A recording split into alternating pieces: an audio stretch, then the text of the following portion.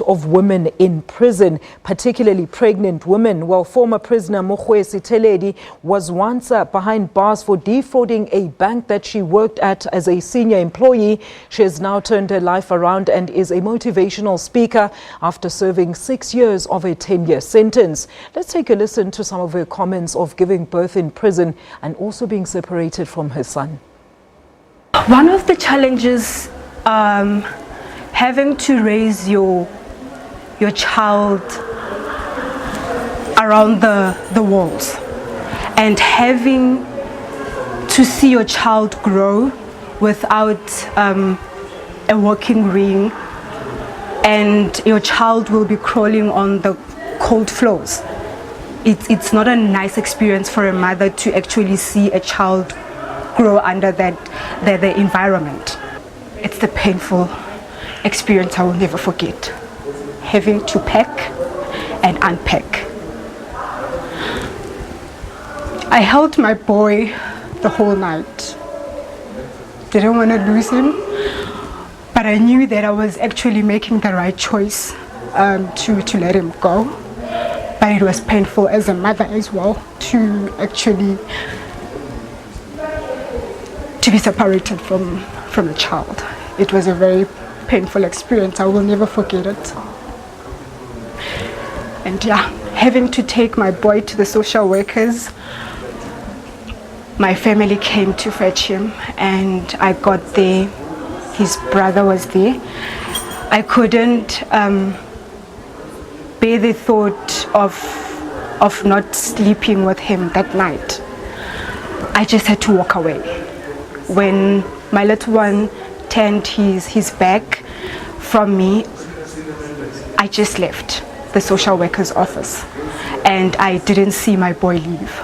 To girls out there my age, just want to say to them, be content with what you have. Crime does not pay. I am the evidence of that.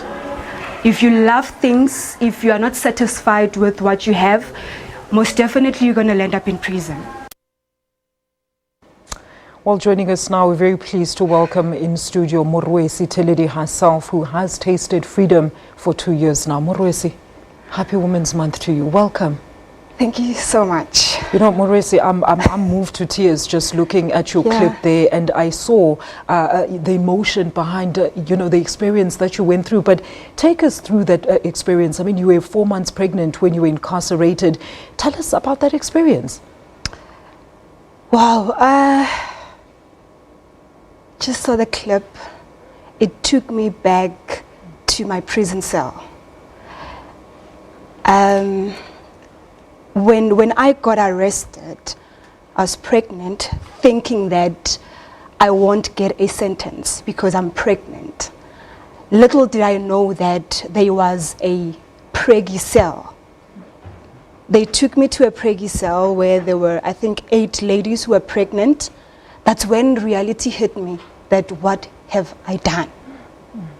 And when they told me their sentences, some of them were serving life sentence, some of them 18 years, and I was still awaiting trial at the moment. It shocked me. The following morning, we went to hospital section to have breakfast. I saw a newborn baby, and I cried. I asked myself, what have you put yourself into? And the damage has been done. The reality was I could also give birth in prison. I gave birth in prison on the 11th of July, 2010. That morning, we banged the steel doors. I got my labor pains around about 3:30, early hours of the morning. We banged the steel doors up until 7:30. Wow. That's when the officials came.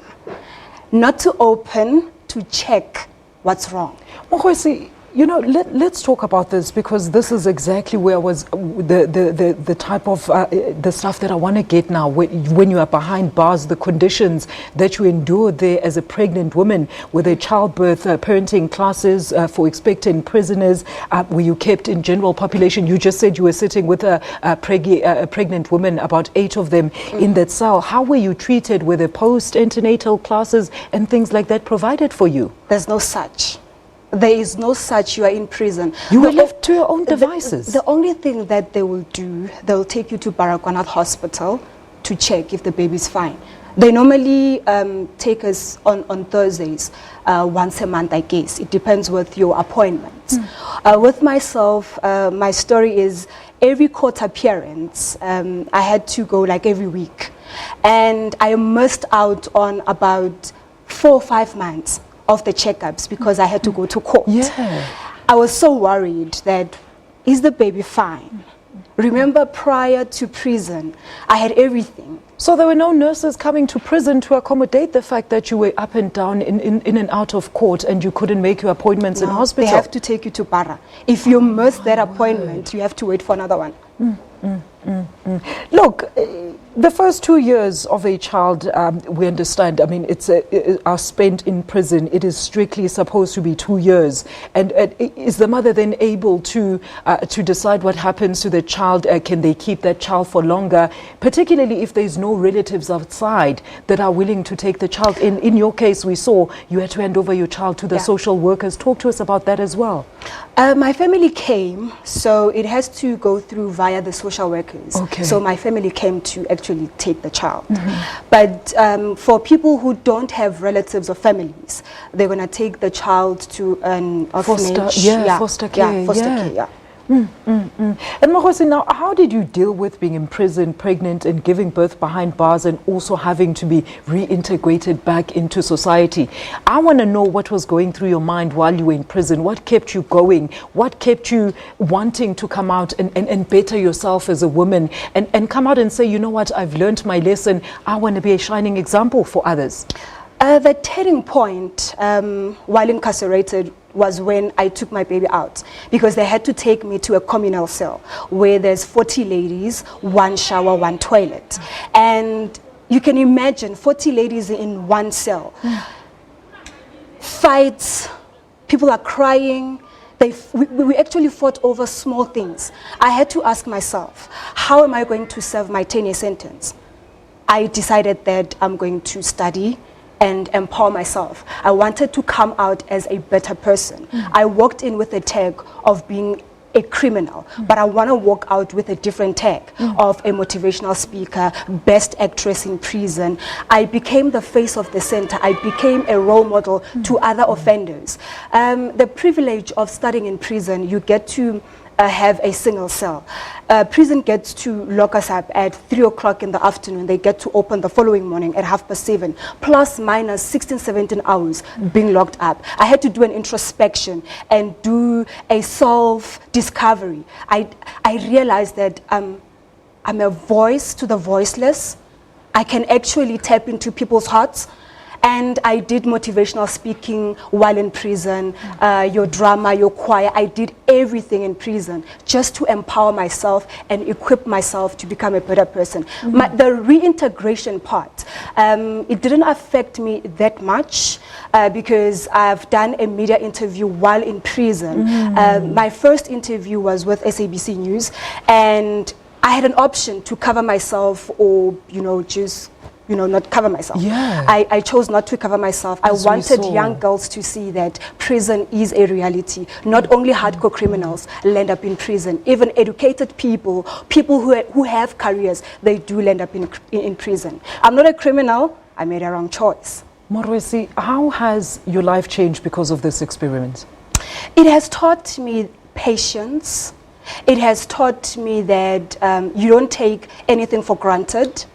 My jacket for granted, because in prison you wear the same color. You wish to have a different color. You wish to wear lipstick. You wish, those small things. Things you like crave, doing your hair. Yes, you crave for such. It taught me to appreciate. It taught me to Yeah, to appreciate everything in my life. Yeah. And when you were welcomed back, reintegrated into society, how was that particularly for your son, whom you were also separated from? How was that meeting, and also your family? How did they accept you back into their lives as the normal Morwresi that they knew before you went to prison? I was so fortunate that my family, you know, they came every weekend to visit me. And they were so waiting for me to come home. But my 12-year-old, you know, he was not sure that I'm coming back, because every time when I call home, I would say, soon, I'm coming back, soon, soon, soon. And he didn't believe me that also. I'm actually coming back. But my 8-year-old came to fetch me. He was so looking forward to see me. The only difference is that they knew me as outspoken. I know myself.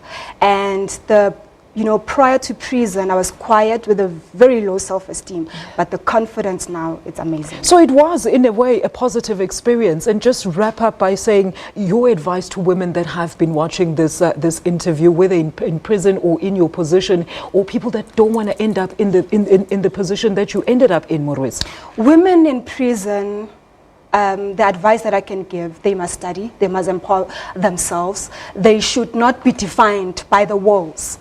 And to every woman out there, they should be content with what they have, they should embrace their jobs, they should live according to their salaries, they shouldn't envy the next person. Morwresi, we thank you so much, and of course we wish you the best of luck for the rest of your journey back. You've been back out in public now, and you've tasted your freedom for the past 2 years, and we can see you're doing extremely well. Thank you so much, and not for hiding yourself and standing out there and talking about it. Wow, what a moving story that is. Morwresi Theledi, a former inmate, was incarcerated while pregnant, telling us how she braved this tumultuous period in her life. A woman that has certainly overcome. All right, it is time for a quick ad break and your sports news after that.